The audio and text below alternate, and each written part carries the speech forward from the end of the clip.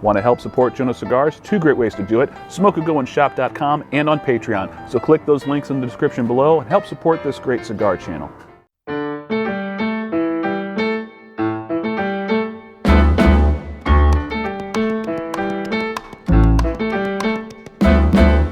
And good evening, ladies and gentlemen. Joe at Jonose Cigars. Another new cigar company for the channel is debuting today. I'm going to be reviewing a cigar from a company that I have heard a lot of good things about from fellow reviewers, but have never had the opportunity to actually try some of their blends. Changing tonight. This comes from Definiton Cigars, a company started in 2019 in Dallas by a gentleman named Jonose Hackley, and we are going to be diving into his newest regular production blend that was debuted this past April at PCA. This is the Definiton Cigars Anillo, which is Spanish for ring. This is a 6 1/4 by 54 box press Toro featuring Nicaraguan long fillers, a Pennsylvania broadleaf binder, and an Ecuadorian Habano wrapper. Looking at the cigar, very, very sincere box press. It's basically a rectangle. You can see right there. Come on, focus in a little bit better there. I know you can do better than that. There we go. Nice looking pack, sort of a medium pack here. And this is the characteristic that kind of sets them apart from other cigar companies. They have this very fabric-y looking band. Some people have called it a rope band. It looks more like a garter that they will take off the bride's leg at most wedding receptions. And this is the black and gold garter on this particular cigar. Handsome looking cigar, very uniform coloring on the wrapper leaf. Minimal veins, tight but visible seams. Pre-lit aromas. This is a funky smelling cigar. I'm going to try to keep this PG as far as what this reminds me of. It's funky. Pretty earthy sort of cigar in the aroma department off of the body, off of the foot. Actually getting some florals and like brownies off of the bottom of the cigar, off the foot. All right. Don't know much about Jonose Hackley. By all accounts, he is a very affable gentleman. Let's see what the internal humidity is on this cigar before proceeding any further. And we are looking at, oh wow, perfect, 61. That's good. All right, let's get this one cut. Check out the cold draw. Cold draw has a nice feeling resistance, lots of topsoil earth, cedar and chestnut coming off of the cold draw. Let's start toasting, see what we can find out.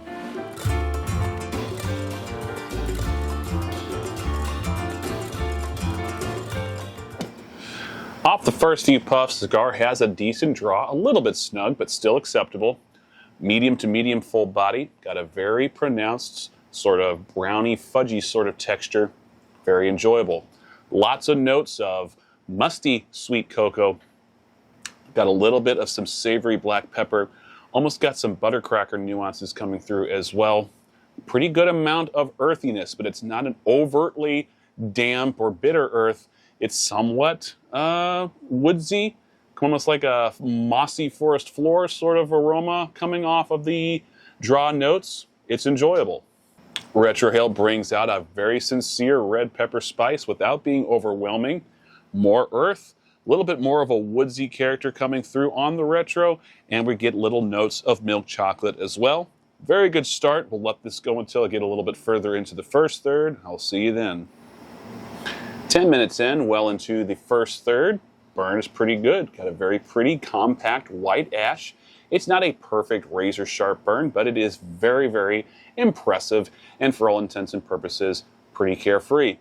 Still medium to medium full body. It's got a little bit more of a drier smoke texture, getting little bits of dry roasted peanuts, touches of tamarind and orange zest, and something that reminds me of roasted walnut as well. Retrohale maintains much of the same aromas I was getting in the first segment, with maybe an addition of some smoked hickory or some charred oak in there. A little bit more heavier earth presence on there as well, but a nice element of milk chocolate still on that retrohale. Liking the way this was smoking. It's got a good texture. It's got a good draw. Flavors are interesting enough. We'll let this go until we get about halfway through the cigar. I'll see you then. 35 minutes in, just about at the halfway point. Burn is basically perfect now. Very few flaws in the burn line. Ash integrity is pretty good. A little bit flaky, but the ash is holding on nice and strong. It's a very pretty white ash. A little bit flaky, like I said, but it is, for all intents and purposes, a very good ash. Really good construction on this one so far. Draw is very good with a really nice smoke output, still medium to medium full bodied. Flavors now at this point, we're getting a lot of musty wood notes. Some annatto seeds. Annatto seeds somewhat nutty, somewhat spicy. It's got a little bit of warmth to it. We're also getting bittersweet chocolate, a vague note that kind of reminds me of candy corn. And we're also getting a lot of sort of tangy baking spices on the draw. Retrohale is bringing out a lot of red pepper and baking spices, along with a tangerine citrus, which is very pleasant. Liking this one quite a bit. Not my favorite flavor profile, but it is well balanced and it has got a lot of good things to enjoy. We'll let this go until we get towards the end of the cigar. I'll see you then. Hour and 18 minutes into the final third. Smoke output, draw, still very good. Medium to medium full body, still pretty much consistent from start to finish in the smoke texture. A little bit more of a drier smoke texture, but it's not overwhelming. Still very pleasant. Flavor notes that we're getting at this point, lots of salt, hickory, and molasses. Just kind of reminds me of a backyard barbecue. Really very, very good. Got some oaky charcoal notes coming through as well. Kind of rounds out that whole sort of barbecue sort of theme that just kind of came out of nowhere as we got into this back third. On the retrohale, still getting plenty of that tangerine citrus, more annatto seeds and baking spices, and lots of salty charcoal sort of nuances on that retro. Did have to touch this one up a little bit at the last third of this cigar. Just started to get a little bit erratic, started canoeing, and it wasn't really correcting itself, so I had to pull out the lighter to touch it up. Not a big deal. Another thing that did happen, taking off this little garter here for the band, was kind of stuck with some glue and it tore a little chunk off of the wrapper leaf. Didn't make it unravel, thankfully, so it didn't ultimately affect the smoking experience, but it was a little bit scary pulling that thing off. All in all, very unique, very enjoyable cigar. And like I said before, while it wasn't in my wheelhouse of favorite flavor profiles, it was still very well balanced and a very good performer, and it's a good cigar in my book. And not a bad introduction to Definiton Cigars. Very much looking forward to trying some more from their catalog. They're coming to get me. Very much looking forward to trying some more from their catalog. And a big shout out to Tony Larenko for sending this one my way. Appreciate you, sir, once again introducing me to a new brand that I haven't tried before. And a big thank you to you as well for tuning in for this review. As always, don't forget to subscribe. Click that icon bottom right corner of the screen if you haven't done so already. And please don't forget to hit the bell icon so you get notifications every time I release a new video. If you like this video, please give me a thumbs up and leave me a comment below. All this really helps with the algorithm on YouTube.